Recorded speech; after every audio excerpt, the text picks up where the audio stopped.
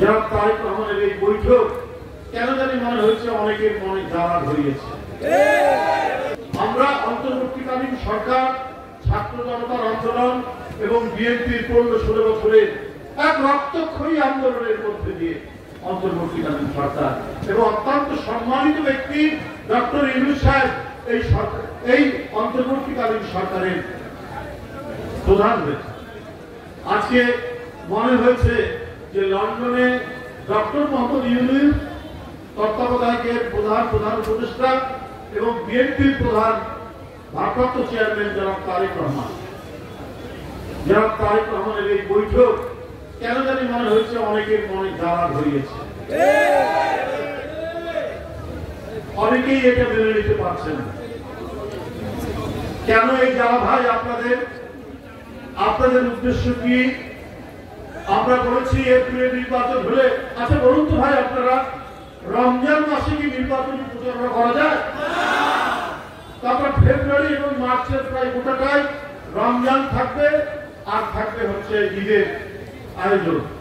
তাহলে আপনি এপ্রিলের মানে কি বলে যে 1 তারিখ থেকে 15 তারিখের মধ্যে আপনি কখন প্রচারণা চালাবেন, কখন আইনি প্রক্রিয়া হবে, কখন নমিনেশন পেপার জমা দিবে, কখন প্রচার চালাবে, কিভাবে প্রচার চালাবে, সারাদিন রোজা রেখে কি করে এপ্রিল মাসের মধ্যে নির্বাচন হওয়া সম্ভব না।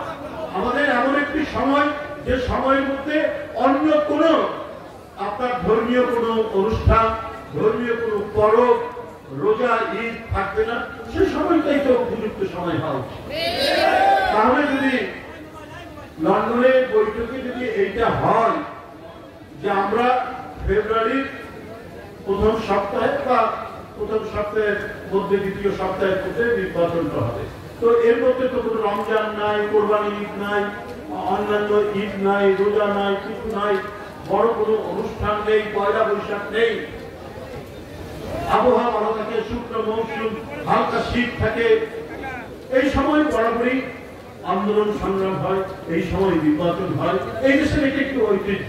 তাহলে যদি বিষয়টা এইরকমই হয়, মধ্য ফেব্রুয়ারি অথবা ফেব্রুয়ারির 10 তারিখের মধ্যে বা 15 তারিখের মধ্যে যদি নির্বাচন এটি ঘোষণা করে নির্বাচন কমিশন, আমি জানি না কখন নির্বাচন হবে না হবে, মানে ফেব্রুয়ারির কত তারিখে হবে না হবে আমি ঠিক বলতে পারছি না, খবরের কাগজগুলো দেখছি মধ্য ফেব্রুয়ারির মধ্যে নেবে।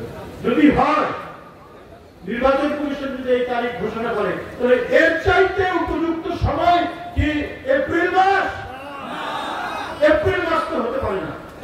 আপনার তখন বৈশাখ মাস শুরু হবে, ঝড় ঝঞ্ঝা, কাল বৈশাখী, আপনার প্রচন্ড তাণ্ডব চলবে, প্রচন্ড গরম, এর মধ্যে রমজান, এর মধ্যে ঈদ, এবং আপনার ঈদুল ফিতরের 10 দিন পরে কোরবানি ঈদের আয়োজন হয়, হজ যাত্রীদের আয়োজন হয়, হজ করার জন্য একটা বিরাট প্রক্রিয়া শুরু হয়ে যায়, হজ মৌসুম শুরু হয়ে যায়।